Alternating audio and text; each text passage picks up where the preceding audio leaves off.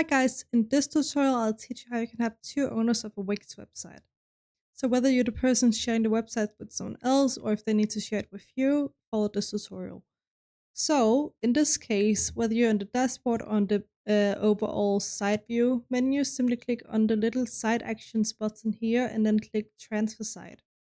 And now you just enter the email address of the new site owner, whether that's you or your friend or client. I'm just gonna write some random stuff here, .com here. Then you can just click someone else. It doesn't matter what you select here, so just select whatever. I don't know why it's even an option. Just click continue. And now tick this box and click continue, and then you keep the role as a co-owner. That means you have two owners of the website, of the specific website you're sharing, not the entire account, but just the website. And that is basically it. If you just want to transfer the site as a whole to someone else and you don't want to have anything to do with it anymore, just untick this one and click continue. And that is basically how you can share a website with someone else on Wix.com. So I hope you found this tutorial helpful, and let me know if you have any other questions.